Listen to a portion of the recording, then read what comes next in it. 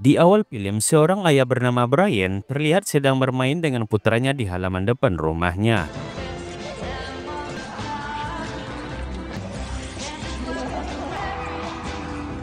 Namun suasana tenang itu berubah menjadi kacau saat munculnya dua mobil yang berisikan sekelompok gangster yang terlibat baku tembak. Brian pun kemudian dengan sigap melindungi putranya, tapi sayangnya putranya tertembak peluru nyasar dan akhirnya meninggoy.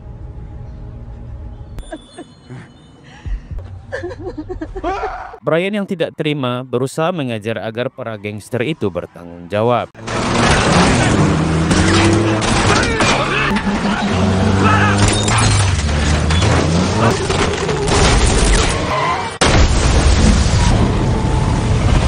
Setelah salah satu mobil geng terguling, hanya satu kelompok yang tersisa berdiri. Brian kemudian mengambil batang besi dari tong sampah.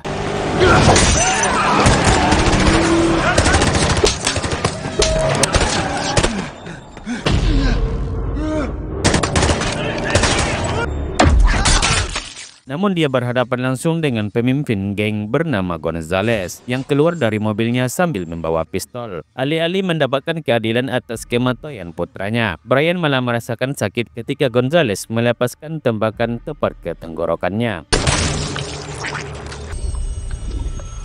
Singkatnya, kejadian tersebut kemudian masuk ke berita lokal dan diusut oleh polisi. Sementara itu, Brian selamat setelah menjalani tindak operasi dan perawatan selama kurang lebih 4 bulan di rumah sakit. Brian akhirnya terbangun bersama istrinya yang selalu setia menemaninya. Namun Brian ingin segera bangun dan membalaskan dendam atas kematian putra kesayangannya. Meskipun pada saat itu Brian masih pincang. Faktanya dia bahkan tidak dapat berbicara lagi karena ia bisu secara permanen akibat luka tembak yang diterimanya. Beberapa hari kemudian, Brian diizinkan pulang. Dalam perjalanan pulang, Brian melihat semua orang di jalan sebagai musuh yang harus dibunuh dan disingkirkan. Seolah-olah mereka semua bertanggung jawab atas kematian putranya. Sesampainya di rumah, hati seorang ayah hancur ketika harus menerima kenyataan bahwa putra kecilnya sudah tidak ada lagi. Hari-hari yang biasanya diisi dengan bermain kini telah berlalu.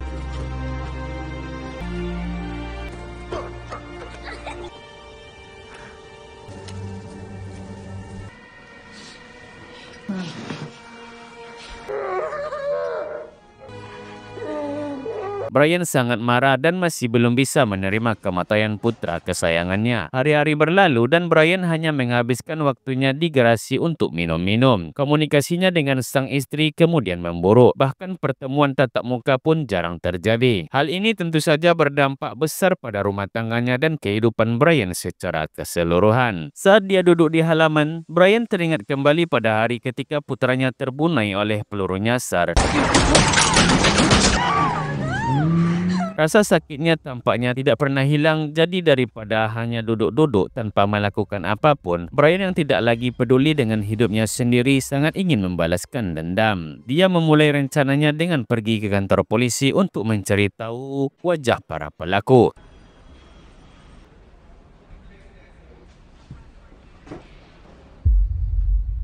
Setelah mendapatkan informasi tentang Gonzales dan anak buahnya, Brian memposting foto mereka di papan di garasinya. Dia memulai serangkaian latihan fisik dan belajar menyerang dengan senjata. Ambisi Brian adalah membunuh semua orang di Dewan pada tanggal 24 hari sebelum Natal.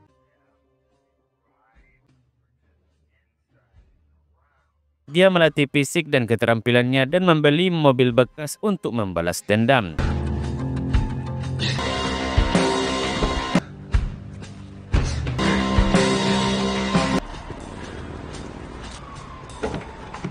Sebagai seorang mekanik, tidaklah sulit bagi Brian untuk memodifikasi mobilnya agar lebih baik, dilengkapi dengan berbagai fitur menarik yang siap menghadapi situasi tak terduga. Tidak cukup hanya berlatih secara fisik dan memodifikasi kendaraannya, Brian juga menghadiri kelas menembak untuk meningkatkan keterampilan dan kepercayaan dirinya.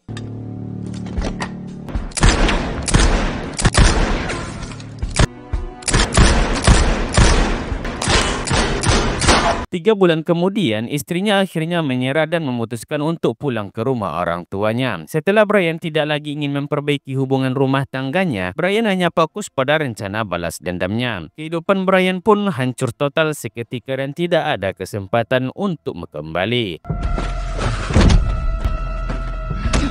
Tak mau berlama-lama bersedih, Brian langsung turun ke lapangan untuk menguji mobilnya.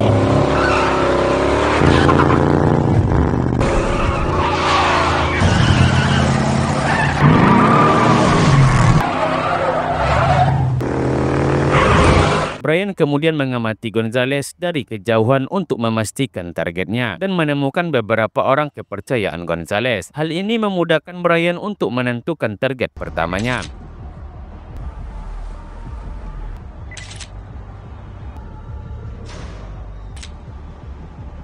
Saat hari eksekusi semakin dekat, Brian melakukan pelatihan terakhirnya. Setelah hampir 7 bulan pelatihan terfokus, Brian akhirnya menunjukkan kemajuan luar biasa karena semua aspek yang diperlukan untuk balas dendam tercapai dengan sempurna.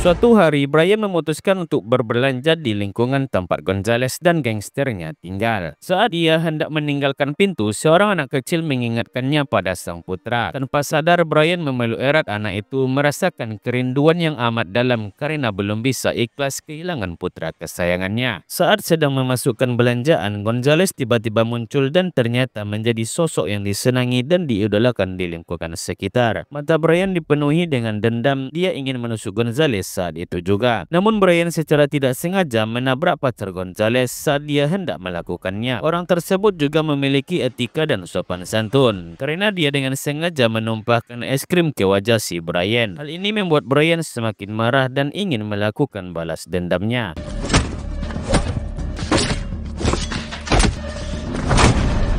Sehari sebelum hari eksekusi, Brian mulai melancarkan aksinya. Dia pergi ke rumah salah satu orang kepercayaan Gonzales bernama Carlos. Meskipun Brian tidak memiliki pengalaman di dunia kriminal, dia sangat ingin membobol rumah Carlos.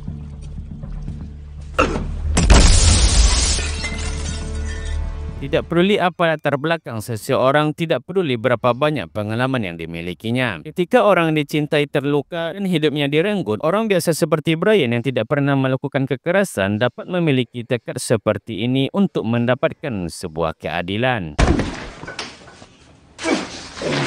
Brian memaksa Carlos untuk mengisi formulir dengan pertanyaan-pertanyaan seperti nama gengnya, siapa saja rekannya, di mana mereka berada, dan bisnis yang mereka jalankan.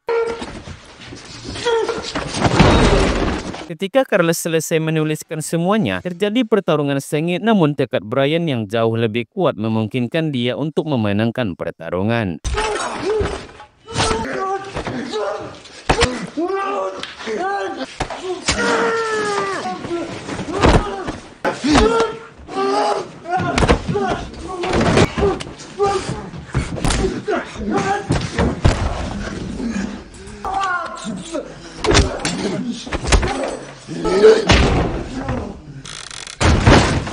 Dia menyeret tubuh Carlos dan meninggalkannya di depan rumah seorang detektif polisi, lengkap dengan surat berisi semua pengakuan Carlos. Hari itu, sehari sebelum Natal, Brian terlihat sedang mempersiapkan diri. Dia membuat berbagai peralatan seperti rompi anti peluru, bahkan peledak buatan tangan dan kemudian senjata api.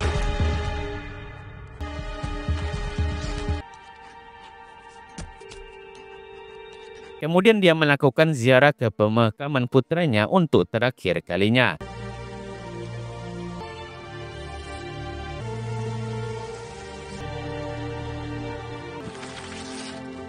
Singkatnya, Brian tiba di lingkungan tempat Gonzales dan gengnya tinggal. Secara kebetulan, dia melihat dua gangster mencopet dan melukai pasangan pejalan kaki. Tepat setelah kedua gangster itu menyelesaikan aksinya, Brian segera berbalik. Dia menjepit mereka berdua di dinding rumah.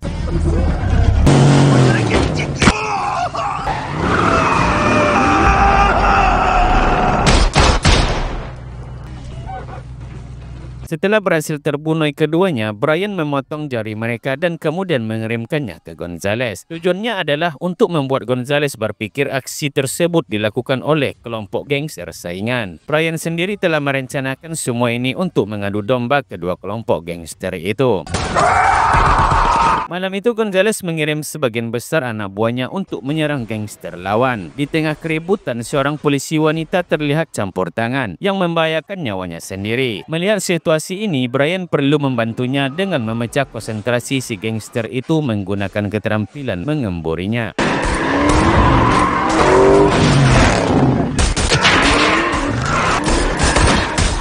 Sayangnya, polisi wanita itu telah meninggoy sebelum dibawa ke rumah sakit. Brian juga menyadari bahwa dia telah direkam oleh salah satu anak buah Gonzales. Dia segera mengambil telepon genggamnya, tetapi videonya sudah terkirim ke Gonzales. Karena sudah terlanjur terkirim, Brian memediakan dirinya sendiri sedang menembak bawahannya tersebut agar membuat Gonzales semakin marah. Gonzales juga teringat wajah Brian yang dia pikir telah meninggoy 7 bulan yang lalu. Tidak senang dengan situasi tersebut, Gonzales memanggil tangan kanannya bernama Ruiz untuk membawa kepala Brian. Namun Brian datang sendiri dengan memancing mereka keluar. Dia memimpin pengejaran sampai ke jembatan layang. Di sana Brian menangis lagi teringat akan putranya. Namun waktu tidak mengizinkannya untuk berkutat pada kesedihannya. Pada Brian segera menginjak gas lagi.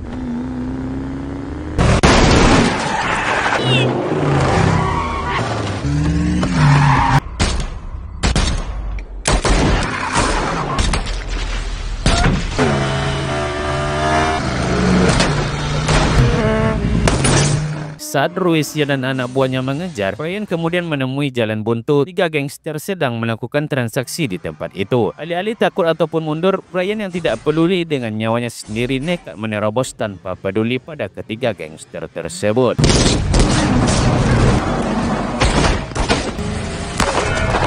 Brian bahkan berhasil membuat Ruiz mengalami kecelakaan termasuk menjatuhkan salah satu gangster yang mengejarnya.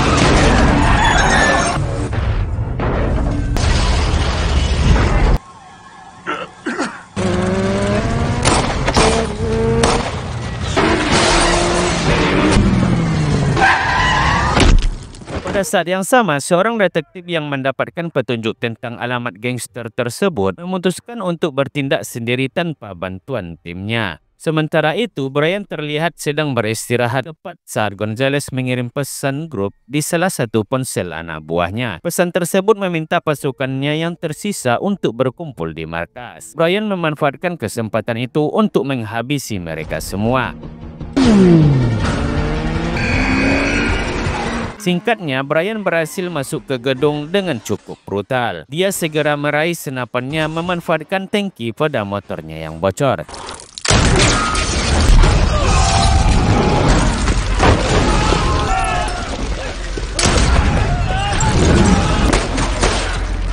Tepat saat Gonzales dan pacarnya sedang berdansa sambil menikmati efek obat bius, Brian berhasil menghabisi semua pasukan di bawahnya. Sekarang dia harus menaiki tangga ke lantai tempat Gonzales berada. Tetapi itu bukanlah tugas yang mudah karena dia mungkin akan mati di jalan saat dia menghadapi selusin anak buah Gonzales.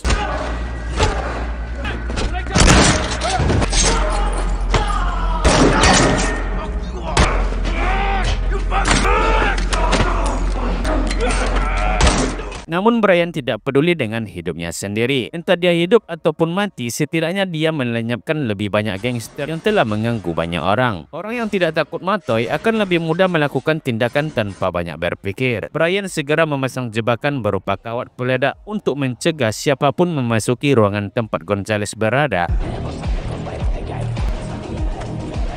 Ruiz ternyata masih hidup dan berhasil selamat dari kecelakaan itu. Tepat saat mereka berdua bertarung, 3 anak buah Gonzales kemudian muncul.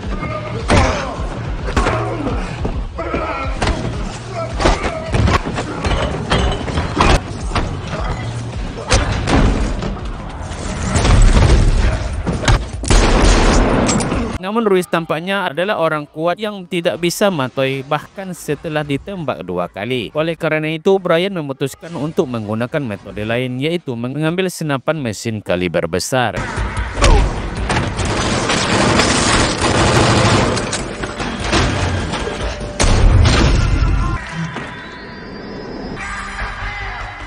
Tak lama kemudian detektif pun tiba tepat pada waktunya untuk menangkap semua gangster. Tepat saat dia hendak menangkap Brian, pacar Gonzales muncul dengan senapan mesin ringannya memaksa mereka berdua untuk berlindung.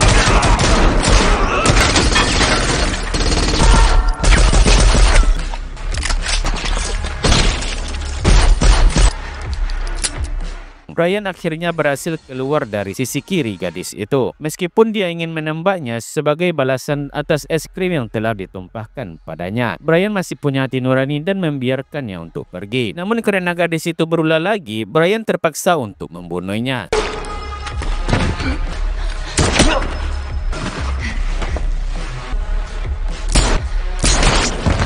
Sekarang giliran Gonzales, yaitu target terakhir dan satu-satunya yang harus dibunuhnya. Sebagai pemimpin gangster, Gonzales terlalu takut untuk keluar ke tempat terbuka. Jadi Brian harus mengikutinya ke kamar pribadinya. Sayangnya, bagi Brian, dia menemukan dirinya dalam posisi sulit ketika Gonzales menerongkan pistol ke kepalanya. Namun detektif tersebut berhasil menembak Gonzales di bahunya dari belakang. Hal ini memungkinkan Brian untuk membalaskan dendamnya secara perlahan dengan cara mencekiknya sampai dia tidak bisa bernapas. Dengan begitu, balas dendamnya pun selesai dan film pun selesai.